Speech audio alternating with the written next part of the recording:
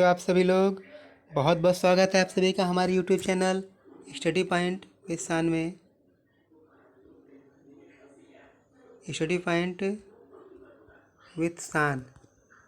दोस्तों, आज हम बात करने जा रहे हैं भारतीय इतिहास के 100 बहुत ही इम्पॉर्टेंट क्वेश्चन की, जो कि सभी एक दिवसीय एग्जामों के लिए वेरी वेरी इम्पॉर्टेंट क्वेश्चन है।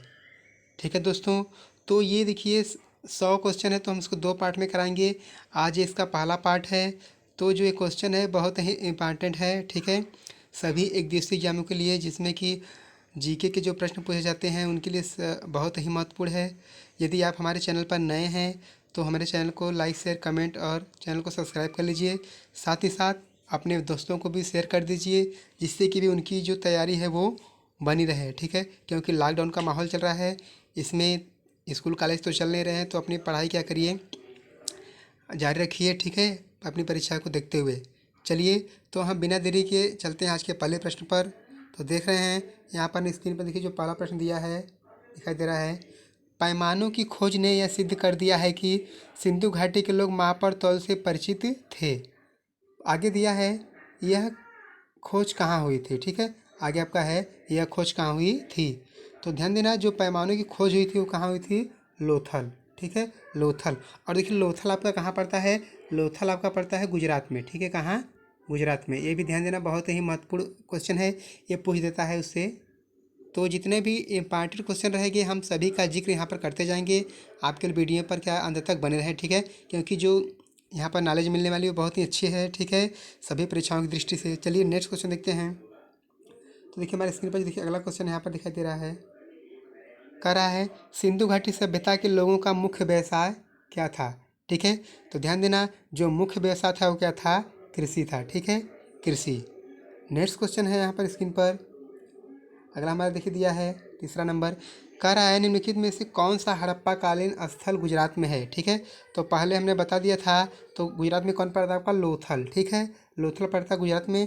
अगर बात करें कालीबंगा की, तो कालीबंगा आपका कहाँ पड़ता है, राजस्थान। ठीक है, राजस्थान में।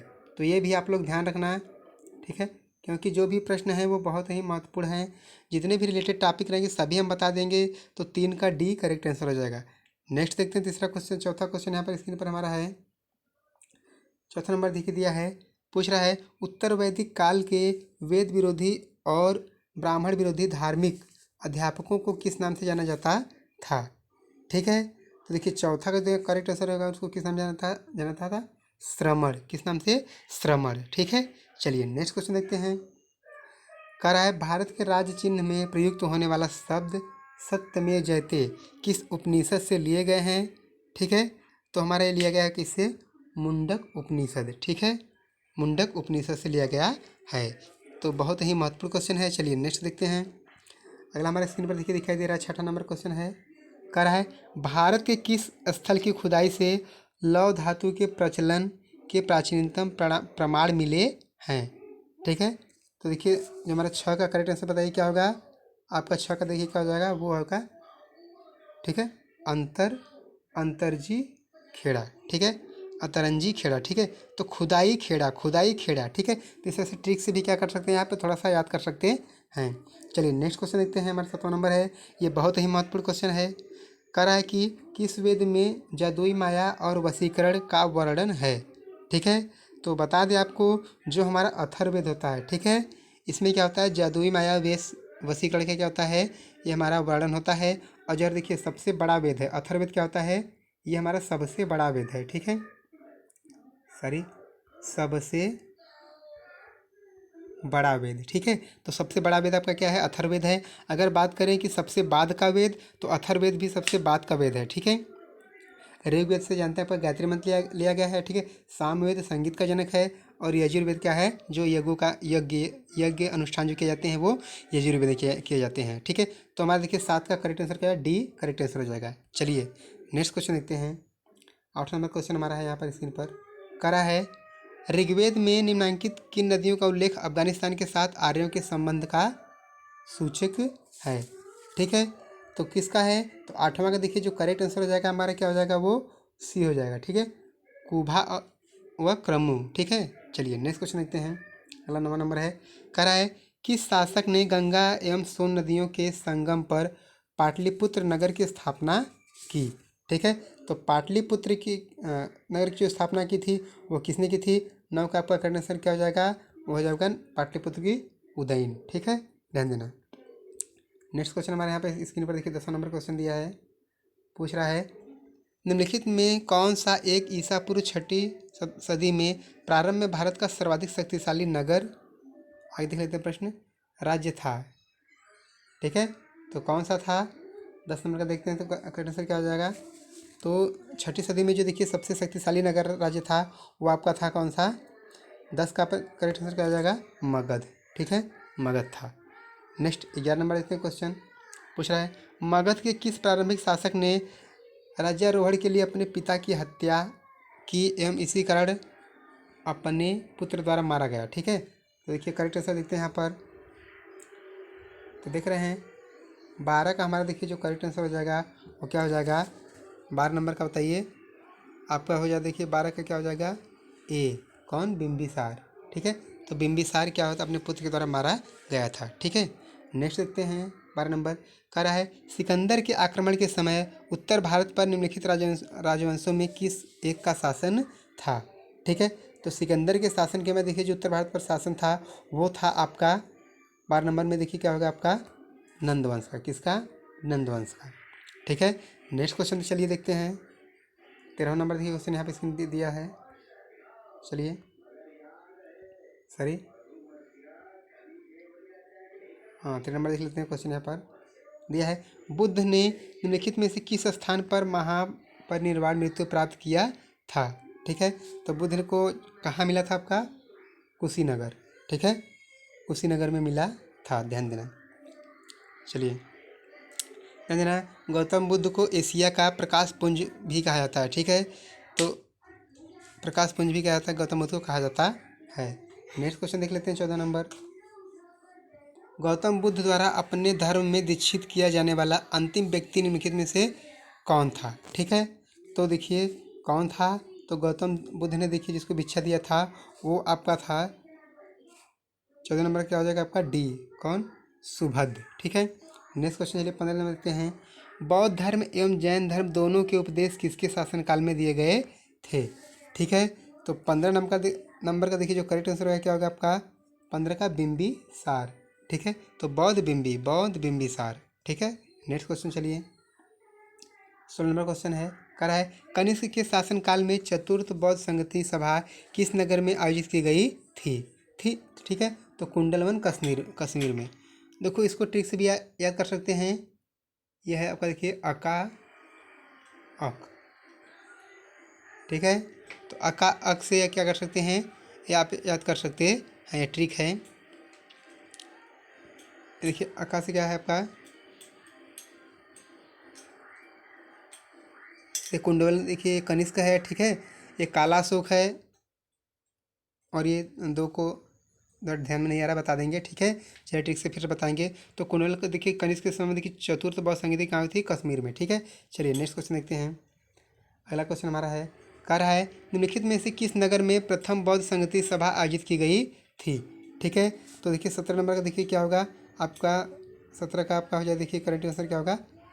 राजगिरी। कहाँ पर? राजगिरी में। तीसरी है तो ये हुआ था आपका अका अक। चलिए ठीक, अभी ध्यान नहीं है, बता देंगे बाद में। नेक्स्ट क्वेश्चन है गौतम बुद्ध ने अपनी मृत्यु के उपरांत बौद्ध संघ के नेतृत्व के लिए किसे नामित किया? ठीक है, तो 18 नंबर का देखिए क्या क्या होगा आपका?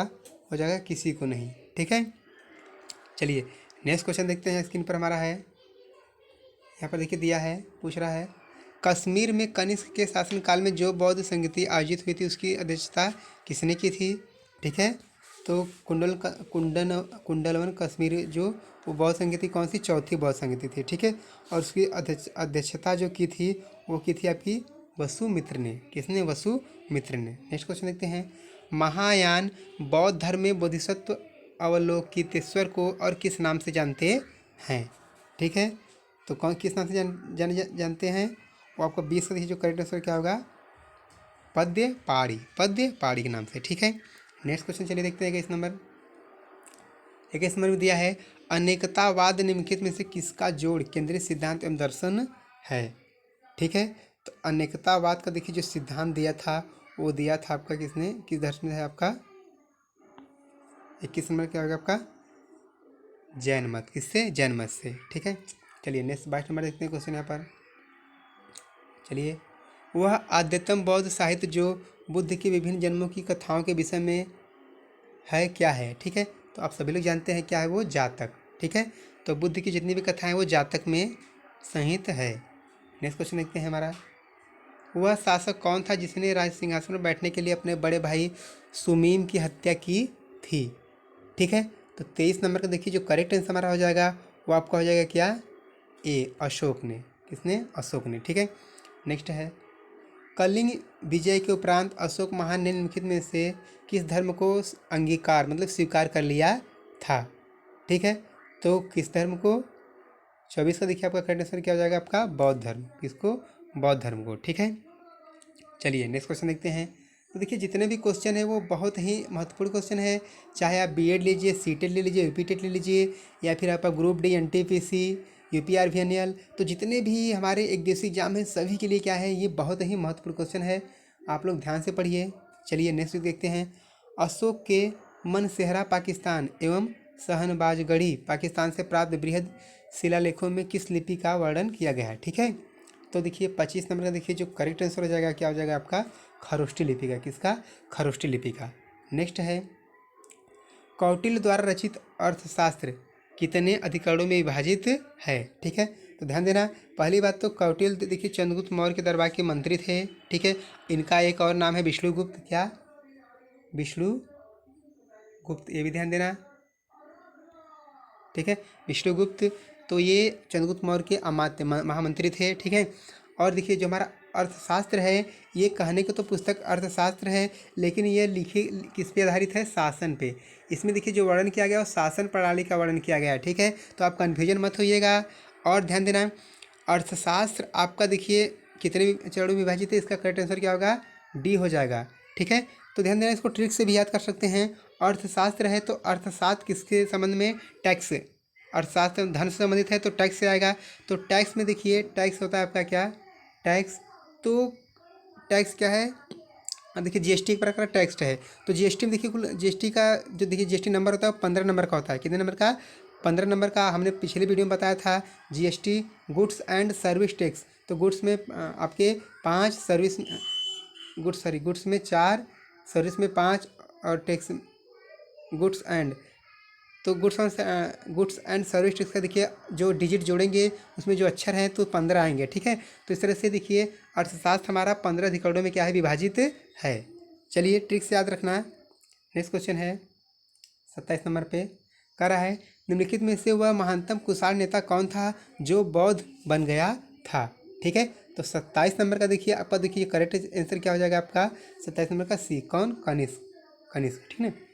चलिए नेक्स्ट क्वेश्चन देखते हैं। स्क्रीन पर हमारे हैं, किस वंश के शासकों ने ब्राह्मणों एवं बौद्ध भिक्षुओं को करमुक्त भूमि या गांव भूमि अनुदान देने की प्रक्रिया शुरू कर दी थी। ठीक है, तो 28 नंबर का देखिए जो करेक्ट आंसर हो जाएगा वो क्या हो जाएगा आपका हो जाएगा सातवाहन। ठीक है, सातवाहन। अब देखिए सातवाहन शासकों ने क्या किया था, शीशे के सिक्के जारी किए थे, ये भी आप लोग ध्यान रखना। ठीक है, चलिए नेक्स्ट क्वेश्चन देखते हैं। 29 नंबर पे है, कह रहा है निम्नलिखित में से किसने बड़े पैमाने पर स्वर्ण मुद्राएं सोने की मुहर चलाई थी। ठीक ना, तो स्वर्ण मुद्राएं देखिए जो चलाई थी वो किसने चलाई थी आपकी 29 को देखिए क्या हो जाएगा आपका कुषाण शासकों ने। किसने, कुषाण शासकों ने। चलिए 30 नंबर देखते हैं, प्राचीन भारत में निम्न से किस एक ने नियमित रूप से सोने के सिक्के चलाए। ठीक है, तो इसका भी क्या सोने के सिक्के देखिए क्या होगा कुषाणों ने। किसने, कुषाणों ने। तो सी इसका क्या होगा करेक्ट आंसर हो जाएगा। चलिए नेक्स्ट देखते हैं। 31 नंबर का हमारा क्वेश्चन देखिए स्क्रीन पर दिखाई दे रहा है, पूछ रहा है लाल चेर के नाम से प्रसिद्ध वह चेर शासक कौन था जिसने कर्णनी कोष्ठ में पत्तिनी के मंदिर का निर्माण कराया था। ठीक है, तो 31 नंबर का देखिए जो करेक्ट आंसर आपका हो जाएगा क्या होगा, लाल चेर के नाम से प्रसिद्ध वह चेर शासक। ठीक ना, तो आपका क्या हो जाएगा ये 31 का आपका हो जाएगा सी, सेनगुट्टवन।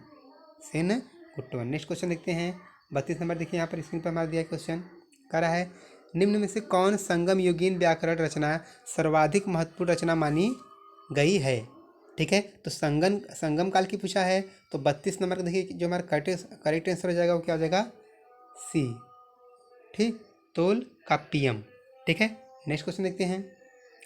किस ऋषि के बारे में कहा जाता है कि उन्होंने दक्षिण भारत का आर्यकरण किया, उन्हें आर्य आगे देखते हैं बनाया?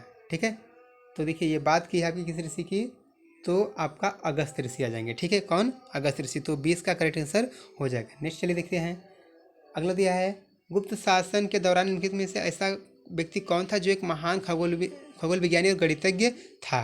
ठीक है, तो देखिए जो करेक्ट आंसर है आप सभी लोग जानते हैं, परिचित होंगे इस प्रश्न से। तो ये आपका हो गया आर्यभट्ट। कौन? आर्यभट्ट। तो आर्यभट्ट ने क्या किया था? ये महान वैज्ञानिक थे। ठीक है, गुप्त शासन काल के। चलिए देखते हैं 35 नंबर, गुप्त वंश का वह राजा कौन था जिसने हूणों को भारत पर आक्रमण करने से रोका था? ठीक है, तो कौन था वो? 35 नंबर का देखिए बताइए, स्कंद गुप्त। कौन था? स्कंद गुप्त। चलिए नेक्स्ट देखते हैं, 36 नंबर क्वेश्चन है, कह रहा है कि मेहरौली दिल्ली स्थित लौह स्तंभ का निर्माण किस सदी में हुआ था? ठीक है, तो देखिए मेहरौली दिल्ली स्थित देखिए जो हमारा निर्माण हुआ था वो किस सदी में? चतुर्थ सदी में। किस सदी में? चतुर्थ सदी। नेक्स्ट क्वेश्चन देखते हैं, 37 नंबर का देखिए क्वेश्चन यहाँ स्क्रीन पर है, दिया है सॉरी देख लेते हैं। चलिए, तो बहुत ही महत्वपूर्ण क्वेश्चन है, आप लोग अंत तक वीडियो में बन रहे हैं। ठीक है, 37 नंबर देखिए चलते हैं, कह रहा है दिल्ली के मेहरौली के कुव्वत उल इस्लाम मस्जिद के प्रांगण में स्थित प्रसिद्ध लौह स्तंभ किसकी स्मृति में है? ठीक है, तो 37 नंबर देखिए जो हमारा करेक्ट आंसर हो जाएगा वो आपका क्या हो जाएगा? बताइए सभी लोग। तो करेक्ट आंसर आपका हो जाएगा 37 नंबर कौन सा? चंद्र। कौन सा? बी। करेक्ट आंसर क्या होगा? बी। ठीक है, नेक्स्ट क्वेश्चन देखते हैं, समुद्रगुप्त की सैनिक उपलब्धियों का वर्णन किस किस अभिलेख में उपलब्ध है? ठीक है, तो 38 नंबर का चलिए देखिए करेक्ट आंसर क्या हो गया आपका? प्रयाग के। किसमें? प्रयाग अभिलेख में वर्णित है। नेक्स्ट क्वेश्चन यहाँ पर हमारा है 39 नंबर देखिए, कह रहा है गुप्त काल में उत्तर भारतीय व्यापार निम्नलिखित में से किस एक पत्तन से संचालित होता था? ठीक है, तो गुप्त काल में पूछा है, तो देखिए किसमें?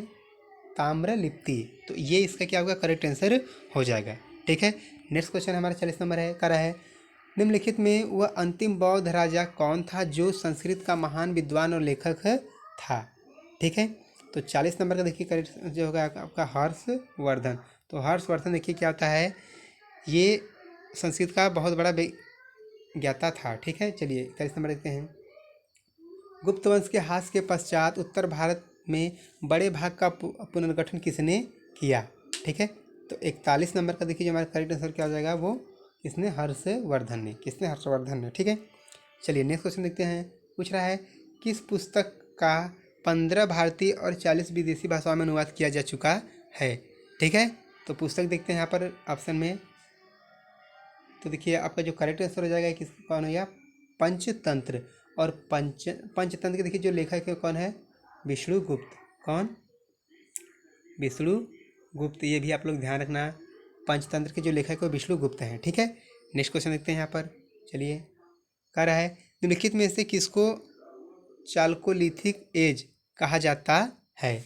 ठीक है, तो 43 नंबर का देखिए जो करेक्ट आंसर हो जाएगा वो कौन सा होगा आपका? सी, ताम्र पाषाण युग। ठीक है, बात करें नव पाषाण युग की तो इसमें आपकी पहियों की खोज हुई थी, पूरा पाषाण काल की बात करें तो इसमें आग की खोज हुई थी। ठीक है ना, तो ये भी आप लोग ध्यान रखना। चलिए नेक्स्ट क्वेश्चन देखते हैं, 40 नंबर देखिए है, ईसा की प्रारंभिक सदियों में भारत तथा रोम के बीच घनिष्ठ व्यापारिक संबंधों की सूचना किस पूरा तथ्य से होती है?